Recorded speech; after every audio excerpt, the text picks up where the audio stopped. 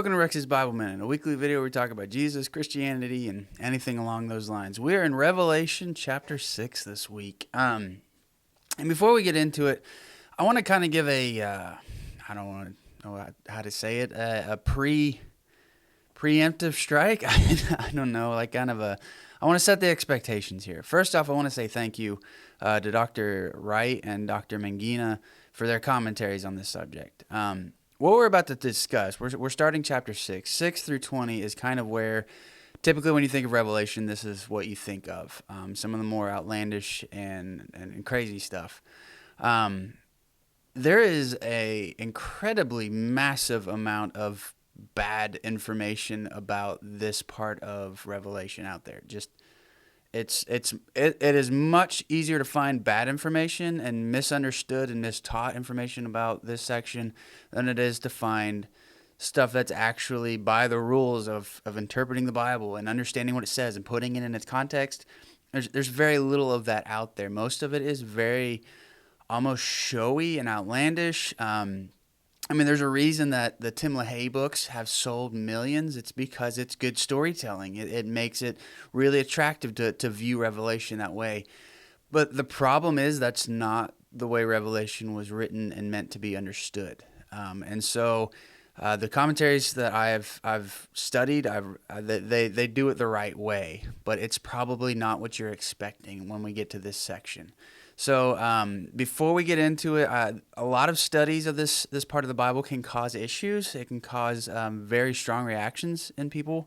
If you feel that coming on, right? I teach something, I tell you something, and you're like, oh, that's not what I thought, and you start getting angry. You need to do two things. Number one, you need to make sure you understand what I said.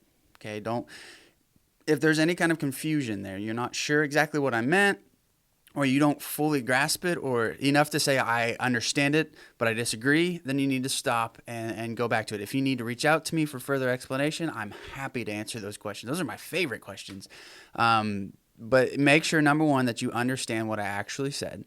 And number two, understand what it's challenging. If you thought one thing and something I teach challenges what you thought, you need to understand where that came from and why you believed it, or why you thought that, or who taught that. Because again, I'm of the opinion that the majority of teaching on Revelation out there is not sound. It's not biblically sound. It's not how you're supposed to understand the Bible. It's not how you're supposed to interpret the Bible. It breaks all the rules of exegesis. It very much is reading into the Bible, putting meaning into it that's not there, that wasn't intended, and it completely bypasses the point of this letter. So, that being said, let's get into this.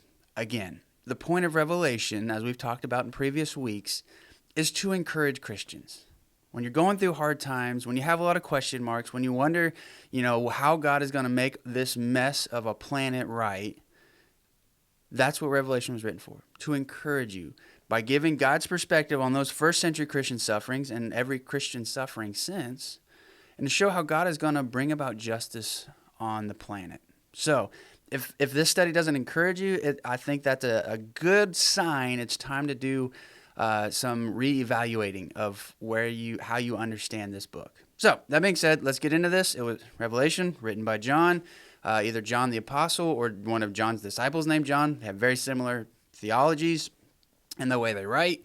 The purpose, again, as I just said, is to encourage Christians by giving God's perspective on current suffering and on how God is going to bring about justice on the earth. And then we're using Dr. Barr's outline, and we're in the second story. So the first story was on the island of Patmos. It was where things were being revealed. The second story is in the throne room of heaven. That's where we're at. We're currently in the midst of a giant ceremony almost. Think about it like that we are seeing this ceremony. Started out with worship in chapter 4, of praising God for who he is. You have God in the center on the throne. Then you have the four beings, the four creatures around him, and the 24 elders. It's a big worship service. And then Jesus shows up in the form of a lamb, and he takes the scroll out of God's hand. And the scroll is God's divine announcement, his divine ruling of how justice is to be brought about on earth. But things have to happen before that can be read. And that's what we're starting into today. So chapter 6, verse 1 through 8. Let's go ahead and read it, and we'll break it down. So, starting in verse 1 of chapter 6. The next thing I saw was this. When the Lamb opened one of the seven seals, I heard one of the four living creatures say in a loud voice like thunder, "Come!" And as I watched, there was a white horse. Its rider was holding a bow. He was given a crown, and he went off winning victories and to win more of them. And when the Lamb opened the second seal, I heard the second living creature say, "Come!" And out another horse, fiery red this time. Its rider was given permission to take peace away from the earth, so that people would kill one another, and he was given a great sword. And when the Lamb opened the third seal, I heard the third living creature say, "Come." As I watched, there was a black horse. Its rider held a pair of scales in its hand. I heard something like a voice coming from the midst of the four living creatures. "A quart of wheat for a denarius," said the voice, "and 3 quarts of barley for a denarius. But don't ruin the oil and the wine." And when the Lamb opened the fourth seal, I heard the voice of the fourth living creature say, "Come." As I looked, there was a pale horse, and its rider's name was Death. Hades followed along behind him, and they were given authority over a quart of the earth to kill with the sword, and with famine, and with death, and by means of earth's wild animals. So, there are kind of two things that this is analogous to, right? As a pastor, sometimes people come to me for help. And when they come to me for help, they usually come because something's wrong. Right? Something is bothering them. They're struggling with something. There's something wrong happening. It's kind of like the same way like when somebody goes to a doctor. When you go to a doctor, something's wrong. You've got some symptom that it's bothering you to the point that you want to get it fixed. And so you go to the doctor, you go to your pastor, and you're like, "Hey, this is what's wrong. I want it fixed." And more often than not, that doctor, that pastor will start saying, "Okay, well, we need to find what the real problem is here." Right? As a pastor, I'll start asking questions like, "Okay, well, let's look at what caused this to happen." Because doctors and counselors, they know that typically the symptom is not the problem itself. It's simply the second or maybe the third tier problem that the original issue has caused. And so in order to fix what's wrong with the person or to help the person get through something, you have to go back to the root of the issue. If you don't, you're just wasting time. If you don't expose the core problem, you can't truly heal somebody. It's like trying to do surgery but not knowing what you need to cut out. It's not knowing what you need to sew together. It's like trying to paint a picture but not understand what you're trying to paint. You have to know the core thing before you can fix it, before you can make it, before you can bring it about. That is what these horsemen are. These 4 horsemen are the way that God goes about exposing the problem.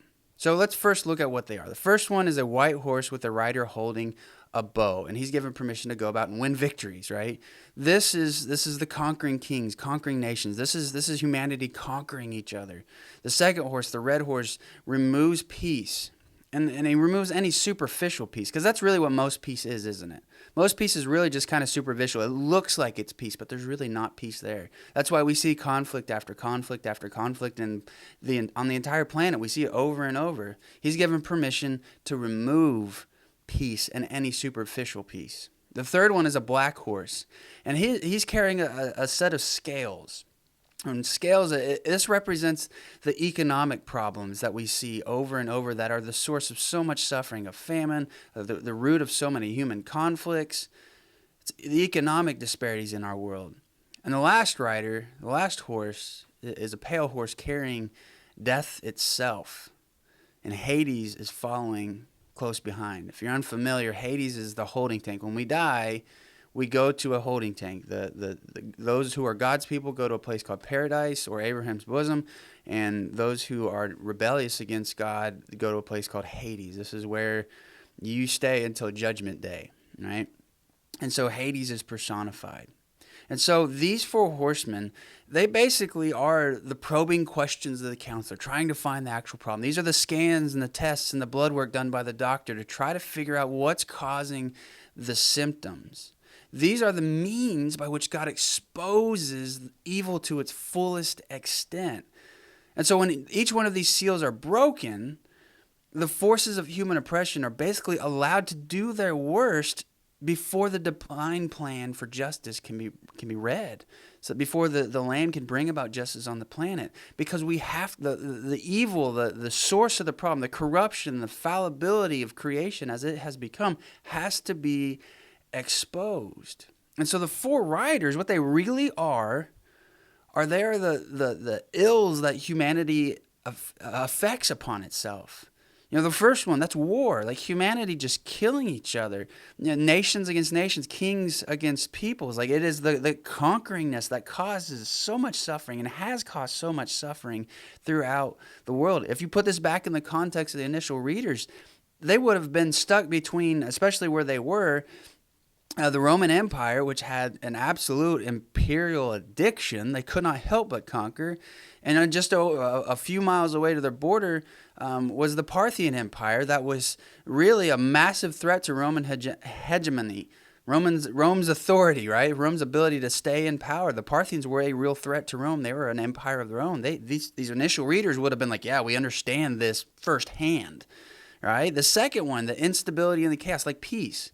Rome was all about peace, right? They actually used a propaganda machine that preached Pax Romana. That was what they called it. And it was the Roman peace, the idea that Rome, when they conquered a place or when a place submitted to them, it would bring about peace and security and safety. And you'd have this wonderful life and society would be better.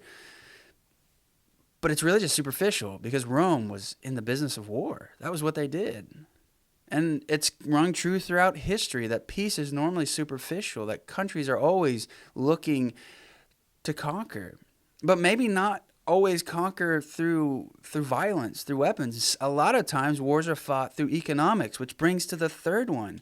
I mean, we see it's almost comical how well this represents our current situation, because in it we see common goods being priced so high that the poor can't have them. But the luxury goods, the oils, the wines, the vinegars, they stay the same. It's essentially showing that the rich will get richer while the poor get poorer. Economic disparity, that is what the third horse is. And when that's used so often to inflict war and suffering on people. These are the human ills. The rich get richer and the poor get poorer. And the last one, death, this is the ultimate weapon of tyrants and anarchists, as N.T. Wright says. This is the ultimate threat. When you stood up against the Roman Empire, what did they threaten you with? They threatened you with crucifixion. They threatened you with execution. You stand up against tyrants, that's what their threat is. We will send in our strongmen and we will kill you. Hades is personified, following behind the holding place of the wicked. Death is personified, riding on a pale horse. These four horses represent God exposing the evils of humanity. And so that gets us to a really big couple of questions. Are these literal beings? And is the seven seals sequential? And basically the simple answer, and this might be one that challenges your belief system and your understanding of Revelation, is no to both. Do I believe John actually saw these beings? Yes. Yeah, the same way he saw Jesus as a lamb. He's actually seeing these things, but these are not literal beings that someday you're going to see walking down the street. That's not what John was intending when he wrote this down. That's not what Christ's message was for John to pass on. These are simply beings that symbolize God's drawing out the wickedness to its fullest extent so that he can fix it. I mean, think about Daniel 7, okay? Daniel 7's a kind of a parallel to this, where Daniel has the vision of the four beings, right? He sees a beast with a lion and eagle's wings, a beast like a lion with eagle's wings. He sees a bear raised up on its side with 3 ribs between its teeth. He sees a beast like a leopard with 4 wings, a fowl, and 4 heads. And he saw a 4th beast with large iron teeth and 10 horns. It's pretty well accepted that those aren't literal beings that are going to be walking around, that those were 4 massive empires that God used to accomplish his purposes on the earth. The Babylonian, the Achaemenid, the Greek, and the Romans. Like, it's the same thing here. These are symbols representing God's purposes being carried out on the earth. And so Revelation 6 through 20, it's written very uniquely. I said in the first week of this study that Revelation, just from a secular viewpoint, is an incredible piece of art. it is written in a way that's it's absolutely mind-blowing. To write something like this, like just as a piece of art, is brilliant. But then when you factor in that this is the Word of God, well, yeah, of course it's brilliant, right? And so Revelation 6 through 20, these are not sequential. And this is, again, a part where you're probably going to be challenged because most interpreters try to look at this sequentially. They say this happens and this and this and this. That's not the way this works. And it doesn't make sense for it to work like that. See, these stories and words in general are sequential, right? So you sing a song, you sing the words one after another. But if you play a song, you have multiple lines happening at the same time. What I mean by that is on Sunday morning, we play in the worship band. The guitar doesn't do its part, and then Jake sings a line, or our worship leader sings a line, and then the drums play a beat. Like, we don't do that. We all play at the same time, and it works together. We see it all happening. We hear it all happening at once. That is the way Revelation is written. It is recapitulatory. We are seeing the same vision 3 times in a row because God and Jesus have 3 different visions, 3 different messages they want us to see from this same vision. So the first one, we see the seals on the scroll being opened, and this is God drawing out wickedness. He wants to expose it to its fullest extent and show that he's going to bring his people through it safely. That is part of that encouragement that he is doing through this letter. And then it starts over, and we see a second set of 7. And these are the trumpets. And through the trumpets, we'll see that God will allow evil forces to do their worst so that he can establish his kingdom fully and finally. When evil is fully exposed, then he can fully deal with it. And then when it starts over again, and we see a third set of 7, the 7 bowls. And here we see the full depth of the problem of evil. We get to see just how depraved, how broken creation really is. And we see that God's answer to these problems will ultimately be to inflict on the very rebellious, corrupt world what is essentially the equivalent of the 10 plagues of Egypt. And he'll do that before finally rescuing his people and judging all the dark powers that have enslaved his people for so long. And then at the end of Revelation, then and only then, once evil has fully and finally been exposed, darkness can be dealt with. The darkest of all powers, evil personified, evil at its core. That is when it will finally be dealt with. And once that's dealt with, then and only then can creation be made right. Heaven and earth become one. God will finally have a people he created. They'll live in a place he created for them, and they will be directly in his presence. And so between now and then, that is where we're getting to. Now, one of the things that we commonly kind of encounter with this is just the sheer violence of it. Right? So we're seeing the same vision from 3 different angles to communicate 3 different messages from the same vision. But ultimately, it's God is going to bring about his justice on the planet. But we have to put ourselves back in the context of the original authors and the original readers. Because if we don't, we'll start putting our thoughts, our ideas into Revelation. And we cannot do that. That is bad biblical understanding. That is how cults start. Right? And we're not going to do that. All right? This will cause very, very real damage to people's faith and maybe even their lives if they don't understand how to understand Revelation correctly. And so we see this, and we see that this is a very violent book. But why is it so violent? Well, if we put ourselves back in that original context, Revelation was written to a group of people who were not in power. These were people who were on the margins of society, who were being abused by Rome, by Roman society, who were suffering. It was written to them. And so for them to be told, hey, God will bring about his kingdom on earth and overthrow this evil Roman Empire that's caused so much suffering and all the other evil empires that will come in its place, that's impossible to imagine without violent upheaval. And this is not something that's unique to John either. Anytime we see God's message of making things right, about bringing about justice, we read about it in the prophets, it's violent. That God will bring about, he will expose evil, and he will bring about justice. And so for these people who are reading this in that initial context, this isn't shocking to them. They lived in a violent world, same as we do today. We just like to shelter ourselves from it. To them, this was expected. And so Revelation, in a sense, it's not for outsiders. I think that's another part of it that we like to think. We like to think that we can use Revelation to preach to outsiders. John is not concerned with outsiders here. This is written very specifically to these 7 churches and to Christians, to insiders, people who are suffering. That doesn't mean God doesn't love outsiders or that God doesn't have compassion and kindness. But part of John's message is to remove sentimentalism, right? God is not the lamb-petting safe guy. He is mercy, he is grace, he is love, but he is power, he is strength, he is danger. He is the one who is in control and will make things right. And that whole sentimentalism, it causes problems like we talked about last week. John is being very intentional to say, hey, God's not a safe being, but he loves you. And that's why we have the personification of the lion lamb.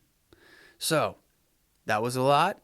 Chances are some of you out there probably are like, need to process it a little bit. But like I said at the beginning, if you have questions, if you have concerns, make sure you understand what I say. And if you don't, reach out to me.